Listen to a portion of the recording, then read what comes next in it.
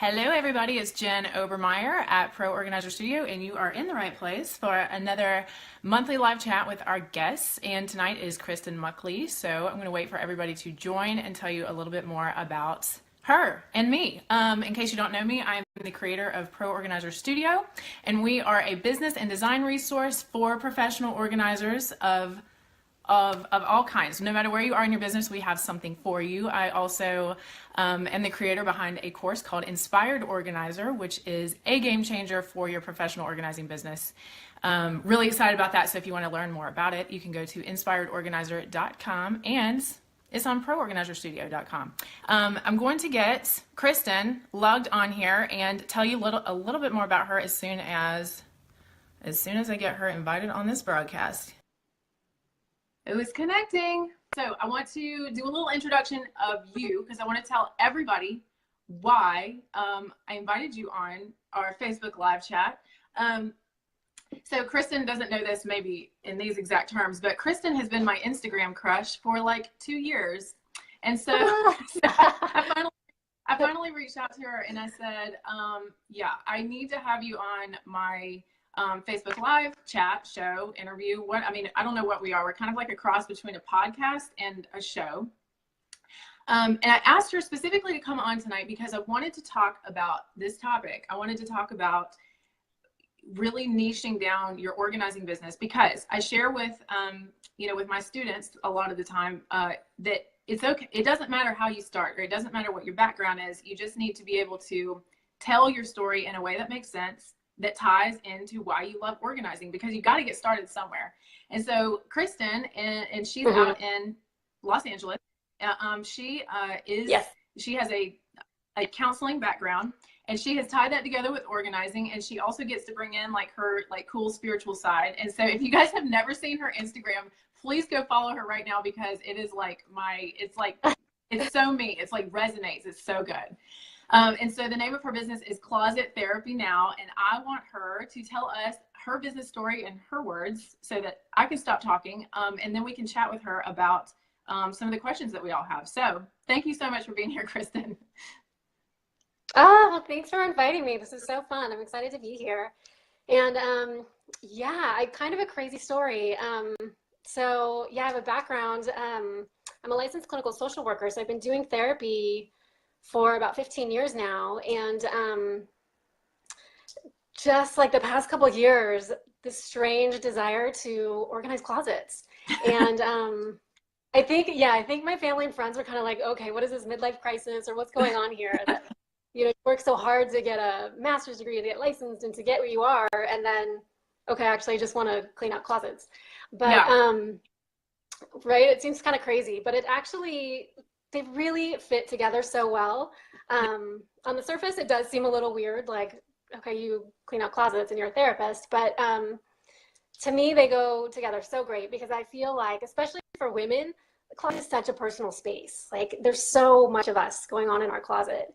And it's like the one place where people come to your house, you have house guests, you're in the kitchen, you're in the bathroom, wherever, but people don't really go through your closet. Your closet's kind of your personal little space. And so to me, it's almost like our little psyche. Like, we can hide things in there, we shove things in there we don't want to deal with. Sometimes we don't even know what's back there. So to me, it's like you can really see a lot about a person when you see their closet. So anyways, that's incredible. So anyways, I kind of started with friends and family and doing their closets, and was like, I really am digging this. I really like it. And so I just kind of kept going with it. I didn't really know where I was going to go with it. I didn't know what closet therapy was going to be. It was just kind of this like weird desire that I just wanted to be in people's closets. And it's just, I loved the mess, and I loved helping them declutter and get rid of things, and see like why they were attached to certain things, and what couldn't they let go of, and why they had so much stuff, because we all do it, right? And so I think that's part of it was it's like just doing my own closet. It felt so cathartic every time I would go in there and clean it out and organize it. I felt like a whole new woman coming out. Yes, So, absolutely. yeah, so I'm like, there's a connection here between the mental health piece and Yeah. the organization of a closet. So, So here's a question I have. Do you, as part of your service, are you actually, um, do you consider your session, are you doing therapy at the same time, or do you really consider it two separate services? Does that make sense? yeah, so I'm not, right, yeah, I'm not really going in as a therapy session, Okay. but it's, as a therapist, you can't help but constantly be assessing and constantly making connections and seeing things, um, making those links. So for me, it's, I mean, you're just always assessing situations, but I don't think people necessarily hire me specifically for a therapy session. I think they're going in there really for the closet decluttering, the closet organizing, but while you're in there, you can't help but move emotions too. Like as you're moving clutter, you're also moving emotions. So, Yes. I mean, especially when you go into closets where it's clothes from 30 years ago, you know, it's clothes of different phases of your life and different relationships and um, just different parts of who you were, and releasing a lot of that, letting that go, saying goodbye to those parts of you. You can't help but move emotion with that too. So it's kind of a byproduct. The therapy part's kind of a byproduct of the closet organizing. Okay, I absolutely love this. I hope that you're gonna like write a book about your experiences doing this, because it's such like I feel like Yeah. I don't know if there have been books like that written already, but for somebody who really has the clinical background, who you've sat and you've talked through this stuff before, but then when you go and actually work hands-on with people, which I feel like must be so satisfying to you, because you're not just continuing to talk about it, like you actually get to like get your hands in it. I just feel like you should, like, I would read a book about your experience in a heartbeat. I feel like that would be so cool. Oh my gosh, yes. I mean, it's definitely on the list of things to do. I'd love to write a book. And each client has such a different story, and it's so inspiring. And it's just so amazing to, you go in there, you meet one person, um, and you just can't help bond. I mean, when you're in someone's closet together and you're going through like old clothes and old stuff, and you just get to know, there's so many stories with everything. Like, oh, this dress was from this birthday party, and oh, this handbag was from my husband when we got in a fight over this whatever. And so there's just so many stories that, with stuff. But each person kind of has their own story, and it's so just interesting, just to see. I mean, I just have one client I think of all the time. She, um, when I met her, just kind of hopeless, kind of just down, and just feeling like nothing looks good on me, like nothing's ever gonna make me feel good. Yeah. And I mean, it was just years of clothes, like 20 years worth of clothes that we got through. And by the end, just to see her excitement of like, oh my gosh, I could wear this on a date. And if I ever go to Hawaii with someone, I could wear this. And it was just like this hope and this excitement. I'm like, this is like a totally different person. I mean, it was like a 2-day job. There was a lot of stuff, but Yeah. just to see the transformation within her was so exciting, so fun. That is really cool too, because you're really seeing like her like light bulbs of like possibility Yeah, open yeah, up like in her life. So that's incredible. That's really awesome. So I have yeah. some questions, like more like the nitty gritty details about the business side of this. And I think my first question I want to make sure I ask is, once you're in their house and they trust you and you have seen their their closet / inner secrets, do they ask you to organize other things or help them with other clutter, like in other parts of their home? Sometimes, I mean, sometimes they'll, usually it starts with their closet, and then it's like, okay, will you come do my husband's closet or do the kids' closet? Or Yeah. sometimes it's, will you help with the pantry or the kitchen? Some people want garages. I'm not big on garage. That's overwhelming for me. Yeah. But yeah, and I will if it's, someone I worked with, I'm good rapport with, I'm happy to help them with those things. But really the closet's, of course, my passion. And Yeah. really, where you really get to see that person, the personal side of them. Definitely. Okay, that's really, really awesome. And two, how much of your passion for closets is because you also love clothes. I mean, honestly, like clothes, shoes, like do you I love mean, like that's that like, I aspect mean, that too, always where you just helps. kind of, I yeah, too. I mean, I feel like clothes. I always have had a little passion for fashion. Um, and I had, I yeah, think, a bit of a shopping addiction for a while myself. And I think that's where a lot of this came from too, is that I could see in myself that I was shopping to kind of fill a void, kind of, I was yeah, consuming, looking for things outside myself to make me feel better, for that little high of like, ooh, okay, I bought something new. But seeing that it wasn't really, I mean, that was just fleeting, and then you're stuck with all this clutter in your closet and you can't find anything to wear. So I think just mm-hmm, kind of helping myself heal through that is mm-hmm, gives you the ability to help others, because you've been there and you can yeah. kind of, you see it, you recognize, you see what's happening. But yes, I do love being within the clothes. It's really fun, and all the shoes and the handbags. That's a big piece of it. Yes. So it's like, to me, Kristin, like you have really the ultimate dream job. Like you are like really truly helping people, and it's like very personal. It's very one-on-one. At the same time, you get to be in amazing houses and amazing closets and the amazing clothes. So it's like, it's super like emotional and spiritual, but it's also very practical. And I'm like, that's Yeah, a perfect combination. So awesome. yeah. And So I have go ahead. go ahead. I was just gonna say, it's so validating after um, just doing talk therapy with people for so many years. Mm-hmm. It's just so nice to have a before and after to show like what you did that day. So it is that tangible piece of it is it's very validating. That's really, really awesome. Okay, so here's my next question. I don't know, Okay. I don't know how long you had been just a social worker slash therapist before you know started the organizing side, but I would love to know a little bit about your personal journey as to when you first became aware that professional organizing was even a thing.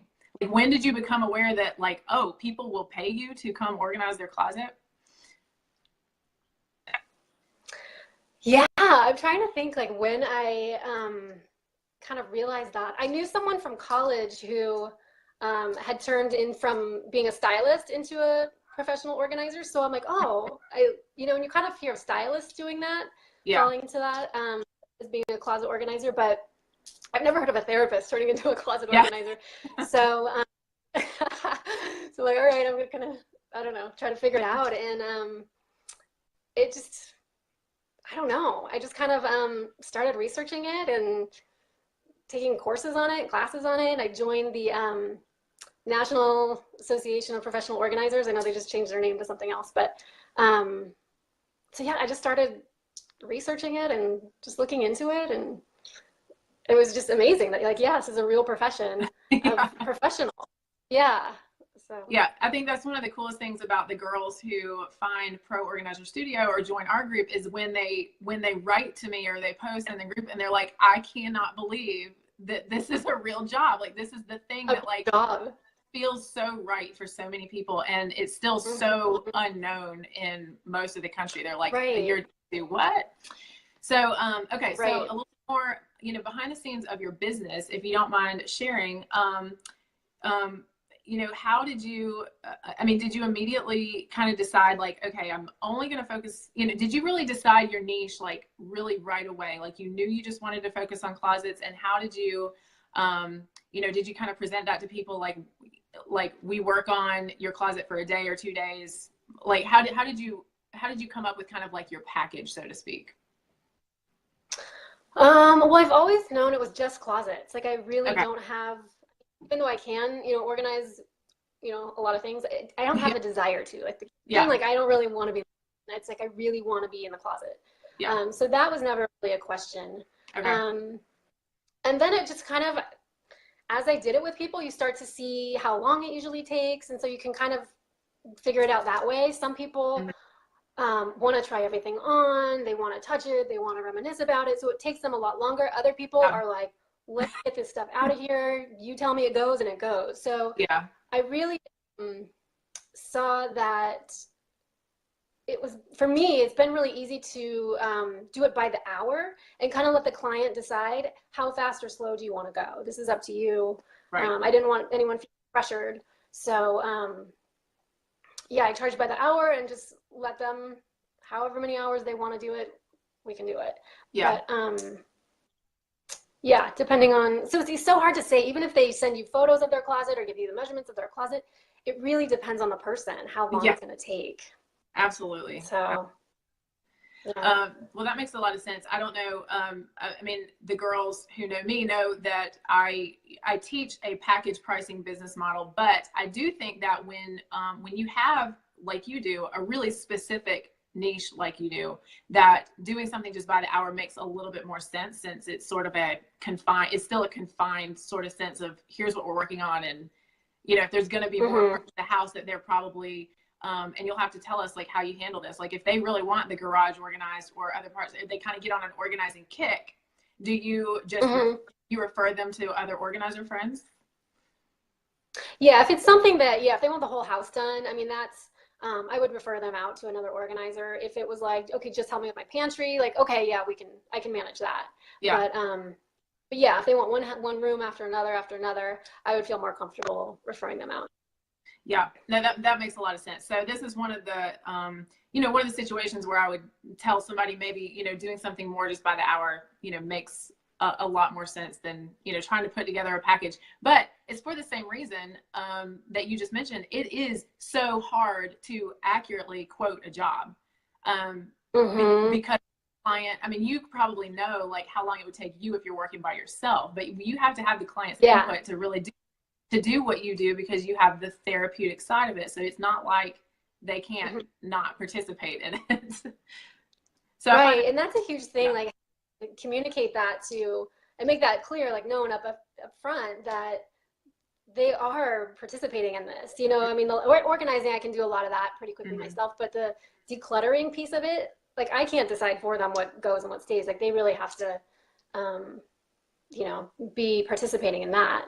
So, and again, I mean, if they want to like tell me the story about each item, I mean, we're going to be there for a while. If they're like, I don't even remember where I got this from, I didn't even know I had it, then it's going to be a lot quicker. So yeah, you just never know till you get there. Do you have any tips or maybe things that you look back on your journey and you're like, well, there's this one or two things that I wish I would have known when I started? Do you have anything like that to share?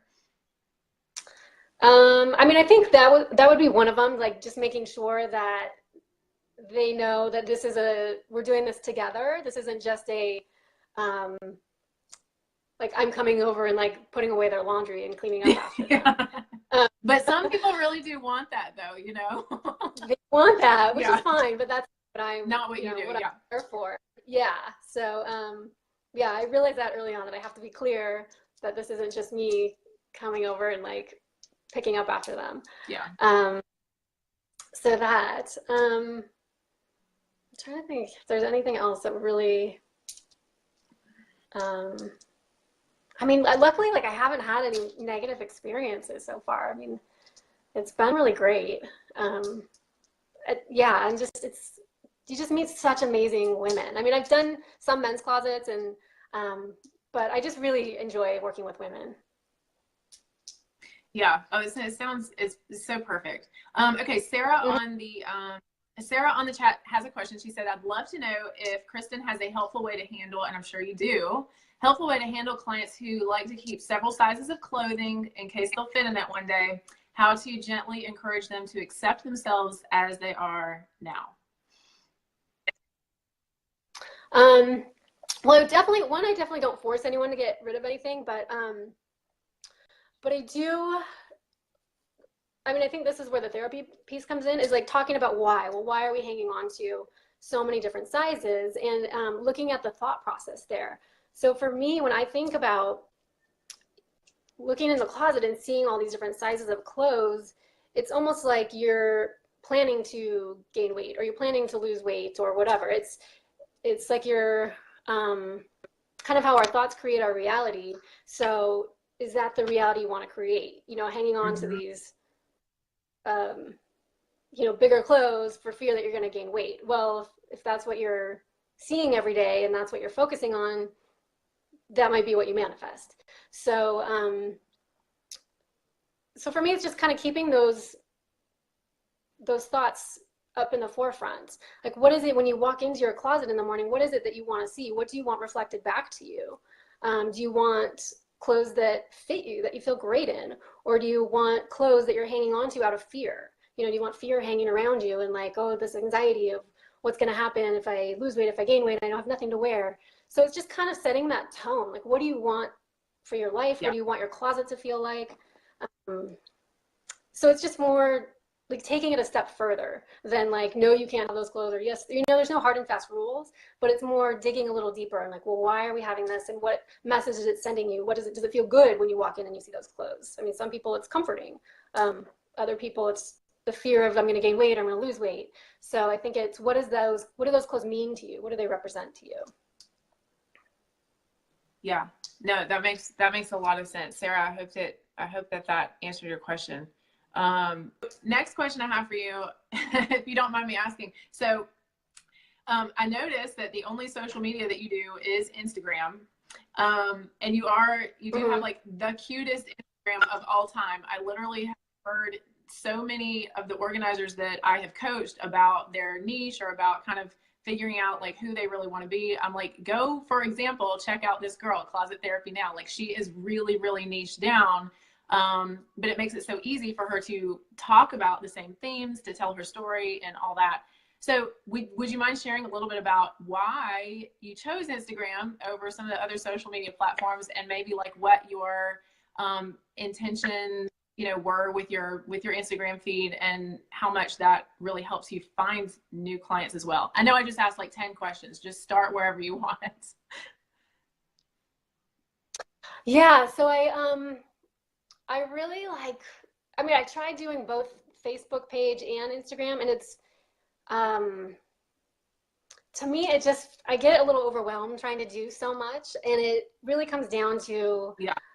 quality over quantity. To me, I'd rather just put my energy into one and feel really good about it than to feel spread so thin and like, I don't know if this is looking so great. So, yeah, I kind of just chose Instagram. I like it because it's, you know, that one photo, and then if people want to read the little blurb below, they can. If they don't want to, they can just skim through it. So I really like the simplicity and the cleanness of Instagram.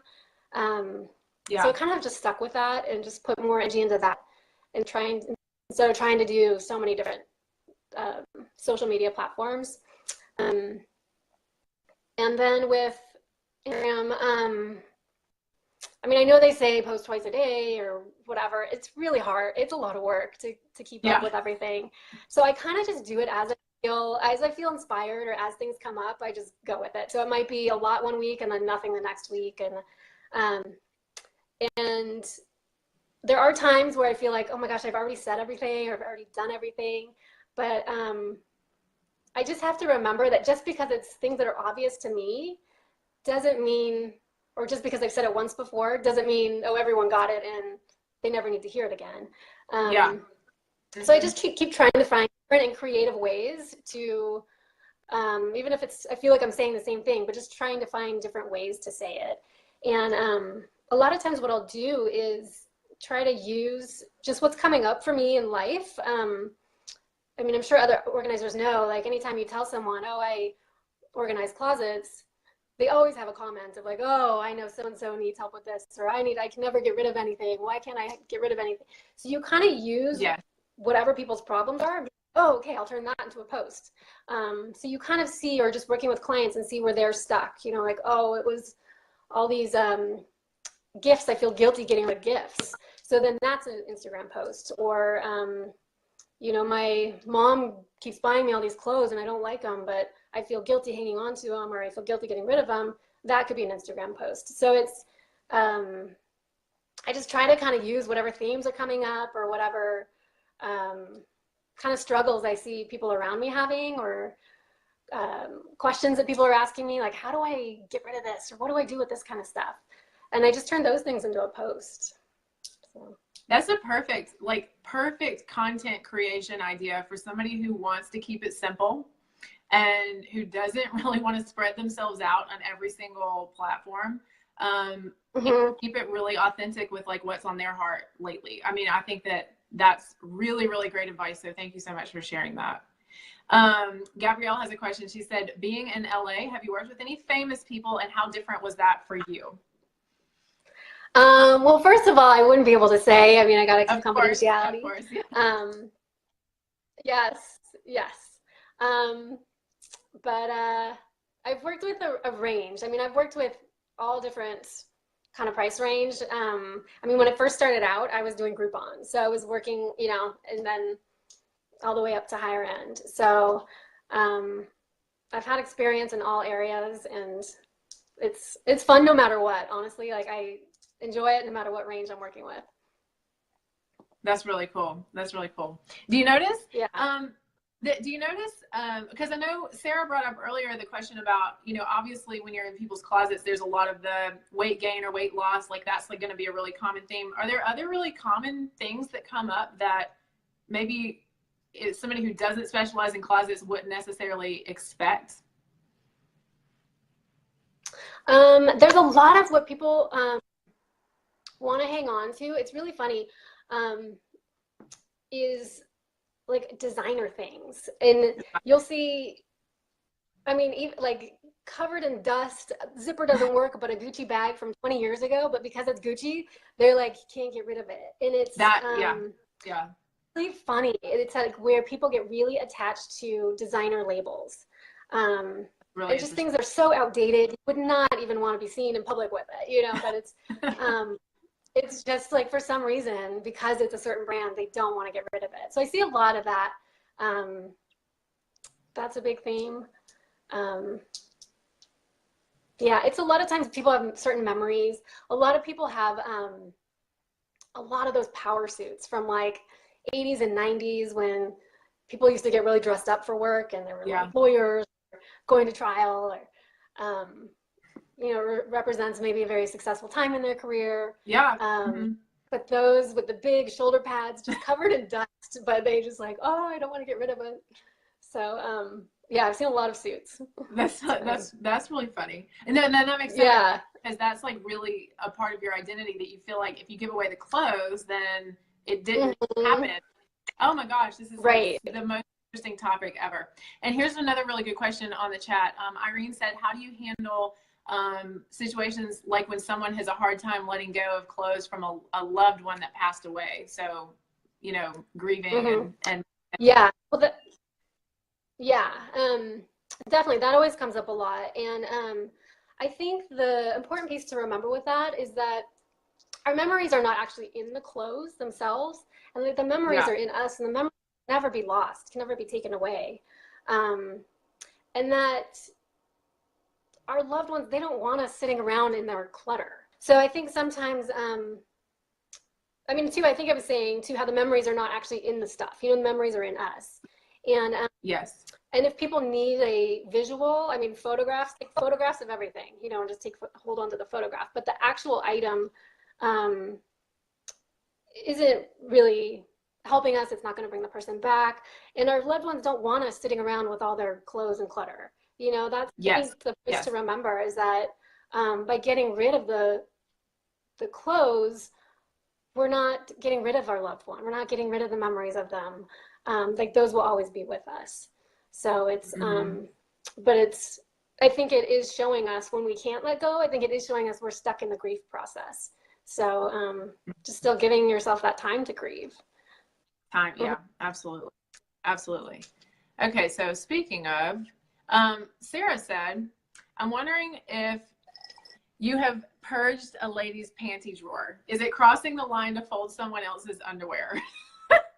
Which that like really cracks me up. That is funny, but I mean, like being in closets, you see it all. So oh, absolutely. Yeah, you see it all. So yeah, we've been in panty drawers before. You know, this is such a cool topic, because I bet that one of the things that you encourage people to do a lot is to throw out their ratty underwear and get panties that make them feel like good about themselves. You know, just because nobody else sees it, you know, when you walk out of the house doesn't mean it's not affecting like how you feel about yourself. Right. Well, it's just little things that we deserve to have good underwear, you know. So this is a good question too. Do people ask you to help them shop for new stuff? Like, do you do kind of some styling or help them pick some new things after you help them kind of see the patterns of maybe what they are missing in their closet? Well, you know what's really interesting is we do a lot of decluttering, right? So we're getting rid of the stuff that doesn't fit, that's outdated, doesn't look good on them, they don't love. And really, even though we're left with less clothes, they feel like they have so much more to wear, and they've rediscovered all the things they forgot they've owned, and they're really excited about the stuff they do have. So sometimes we might notice, okay, yeah, you could really use like a good pair of these pants or something, or, you know, you might see the key pieces that are missing, like, oh, you could really use a, like, you know, tailored blazer would be a really good piece to add. But most of the time we're not really adding much. It's mostly getting rid of stuff, and then you see what you have left, and they're excited about all this stuff that they now can see and now can put together. But yeah, what we'll kind of do is when we organize, it makes it easier to put outfits together. So I mean, I just kind of show them ways of combining outfits, or how, you know, now that you have, okay, shirts are here and all your sweaters are here and the shirts are here, and you can take one of these and one of these and one of these, and so kind of teaching them how to put outfits together. Oh, okay. Here's a great question from Shamita. She said, do you construct closet organizing systems yourself, or do you have a handyman come and help you when people are doing new closet setup? Do you do any of that? I don't do any of the construction, no, but after the closet is constructed, then I'll come in with their clothes. But the construction part I don't do. Okay. Okay. So do you ever consult with them about, like, you know, designing a new layout, that kind of thing, or do you kind of wait until after they're ready to really dig into the clothing part? Yeah, I usually wait till they're really ready to dig into the decluttering and organizing the actual clothes.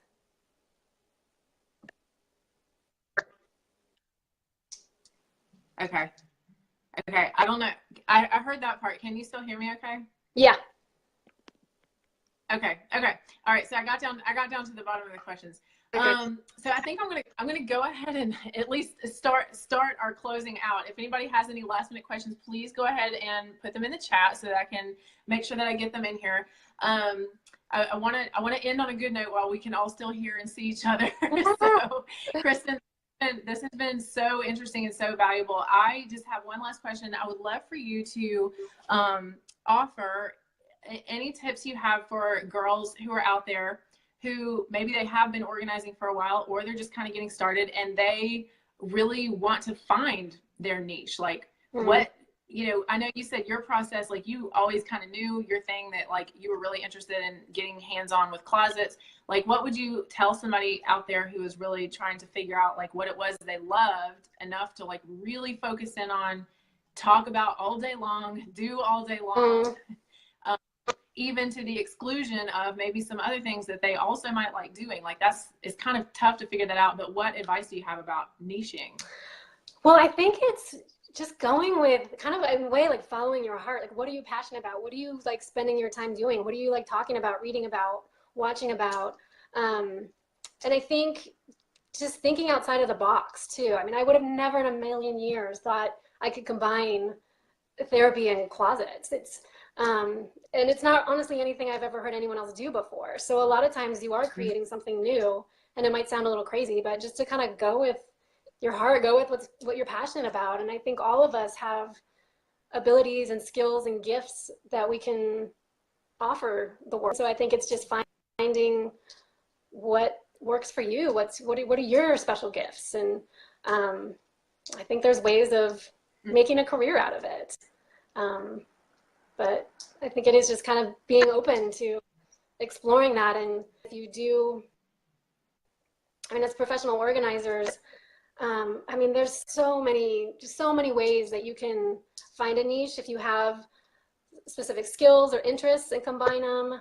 I know one woman, she only does photographs. You know, she just does photography organizing or photos. And if it could be around, like the grief and loss. I mean, you could focus on people who have lost a loved one and need help decluttering. You can focus on people that are moving, relocating. So there's so many ways to combine organizing with something else. You know, if you love cooking, organize kitchens, or so it's just finding what other gifts and skills do you have that you can offer. or things that you're passionate about, and combine that with organizing. Yes. I think I want to put out a call for like, what is the craziest organizing niche Right. like contest? Like please try to shock me, because Yeah. I've seen a lot of organizing businesses, and I love this idea that you can become well known for really one thing. Right. Like if that you can become the girl on Instagram who does this one thing, right. and then you're that go-to person. Uh-huh. Whether that's, viable just like locally in your area or not is one question, but now there's so many opportunities for taking it online or like having an ebook about your thing. I mean, I think the internet is an amazing thing. Yeah. And I think that the more professional organizing, like the more the industry becomes known in general, that is only going to help everybody be able to kind of break off and like really focus on what they love the most. Because as you mentioned, that garages are not your thing. There are other people out there who can make garages their entire job. Absolutely. And there's plenty of clients that need that. So it's, and I think almost the more specific you get, you just become the expert in that field, and so, in the beginning, I think there's this fear like, oh, you're going to cut out all these other, by me focusing only on closets, I'm going to cut out all these other people that need the rest of their home organized. But yet at the same time, you hear the word closet, you're going to think of me. You know what I mean? So it's, so yeah, I think getting specific is great, and just following your passions, following what interests you the most, and that'll lead you to the next step. That is so awesome. I have one last question for you before you go. Do you have any way that people who are not local to you can work with you? Like, do you do any type of virtual or FaceTime like consultation? Or do you really feel like you need to be there in person to do the work that you do specifically? You know what? I haven't really set anything up yet, but I would definitely be open to that. A lot of it is talking through with people, like where are they stuck and why are they stuck and what certain things are they stuck on, and that will tell you a lot, just the thought process of what the certain things that they can't let go of. So talking through that can be really, really helpful. So I don't necessarily need to be there in person touching the clothes and stuff, but at least for the decluttering piece, I mean, the organizing piece, it's very helpful to be there in person, but the kind of decluttering, or if people just need help on where they're stuck, why they can't let go, that I can definitely do Skype or phone. So yeah, something to look into. Yeah. Well, I think that would be an awesome, I think that would be an amazing addition to your business. Okay, Kristin, I feel like I could talk to you for like 2 more hours, not even joking, but I will wrap it up for tonight. I am so happy that you came on. If you guys jumped on here in the middle and missed it, Kristin's business is closettherapynow.com, or you can be following her on Instagram like I recommend. She's so cute, so amazing, and it's so great how she pulled together all of her different interests on her Instagram, and that's also closet_therapy_now. And if you jumped on here tonight and you didn't know who I am or who we are, Pro Organizer Studio is a business and design resource for professional organizers. So whether you are just realizing that professional organizing is a thing and want to research and learn more with us, you can. Or if you've been organizing for a while and really want to step up your whole game, through marketing or your business model or new business ideas, we have something for you too. So thank you guys so much for watching, and thank you so much, Kristin. I'm so excited to this is so awesome. See how your business develops, and thank you for sharing with us, because like as we said, you are very unique in the field, and it's really cool to talk to somebody who has figured out like so precisely what their passion is. So it's been amazing to chat with you. Thank you for the opportunity. It was so great.